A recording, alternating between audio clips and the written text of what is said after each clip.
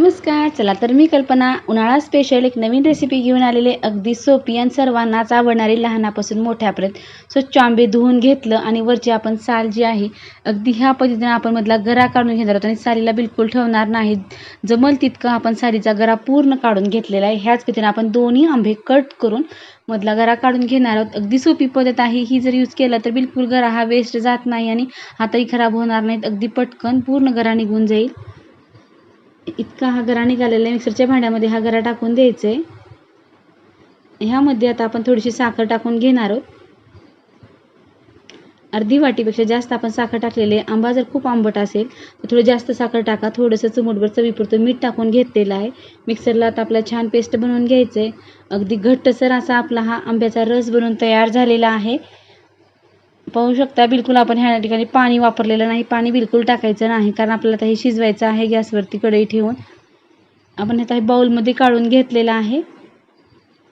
अगदी सोपी आणि वर्षभर आपण ही रेसिपी जर करून ठेवली तर सर्वांनाच आवडते. जेव्हा पाहिजे तेव्हा आपण आंब्याची टेस्ट घेऊ शकतो. इतका रस आपला बनवून तयार झालेला आहे. गॅसवरती आता आपण कढई ठेवलेली आहे गरम होण्यासाठी. जो रस बनवून घेतलाय तो आता कढईमध्ये टाकून दिलेला आहे. सुरुवातीला आपल्याला हा गॅस पूर्णतः आपल्या मीडियम ठेवायचा आहे. फुल करायचा नाही. फुल केलं तर ते जेव्हा घट्ट व्हायला सुरुवात होते तेव्हा त्याची चटकी उडण्यास सुरुवात होते. त्यामुळं गॅस अगदी मीडियम ठेवून असं आपल्याला ढवळत राहायचं. ढवळत राहिलं की अगदी छान घट्टसर आपला हा गरा बनून तयार होतो. शिजून घट्ट होईल. आपल्याला घट्ट बनवायचं आहे. खूप कमी झालेला आहे. पाहू शकता ह्या ठिकाणी अगदी घट्टसर आपला हा आंबा बनून तयार झालेला आहे. ह्याच पद्धतीने आपल्याला बनवायचा होता. तसं झालेला आहे आता हा. आता गॅस बंद केलेला आहे. छान घट्टसर आपली प्युरी बनवून तयार झालेली आहे. एक ताट घेतलेला आहे. त्या ताटामध्ये आता आपण जे शिजवून घेतलेला आहे आंबा तो टाकून द्यायचा आहे. टाकून ते स्प्रेड करायचं आहे. आपल्याला पूर्ण जमल तितकं आपण आता हे पातळ असायचा लेअर करून घेणार आहोत.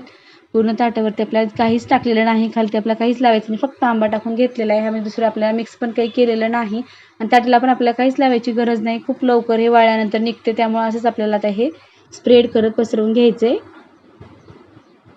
पाहू शकता पूर्ण आता आपण असं पसरवून घेतलेलं आहे. एकसारखं आपल्याला जमल तसं आपण ह्याला व्यवस्थित करून घेणार आहोत. जास्त जाड कुठं राहणार नाही असं आपल्याला ह्याची काळजी घ्यायची आहे.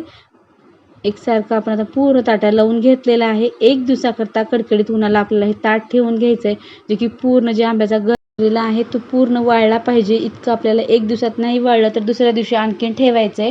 कारण वर्षभर टिकण्यासाठी चांगलं वाळलं तर आपण हे फ्रीजमध्ये स्टोअर करून ठेवू शकतो आणि जेव्हा पाहिजे तेव्हा आपल्याला आंब्याचा टेस्ट आपल्याला जामसारखं खाता येतं किंवा मुलांना द्यायला खूप छान अशीच राहते. टेस्ट बदलत नाही. ह्या ठिकाणी एक दिवसामध्ये कडकडीत उन्हाळ्यात ठेवून घेतलेलं ताट आहे.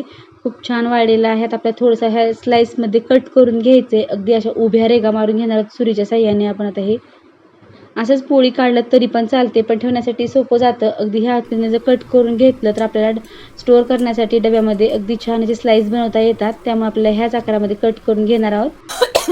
साईडनं आपल्याला कडा त्याच्या साईडनं आपण पूर्ण आता अद्दर करून घेतलेला आहे आणि ह्या पद्धतीने आपण रोल करत पूर्ण आता ह्याच्या स्लाईस गोळा करून घेणार आहोत. अगदी छान जॅम टाईप आपला हा मँगो तयार झालेला आहे. खूप सोपी पद्धत आहे. सहज कोणालाही बनवता येते. वर्षभरासाठी टिकवण्यासाठी आपण हे आंब्याची टेस्ट केव्हाही घेऊ शकतो. अगदी छान आपले हे स्लाईस बनवून तयार झालेले आहेत. पूर्ण स्लाईसला आपल्याला ह्याच पद्धतीने काढून घ्यायचे.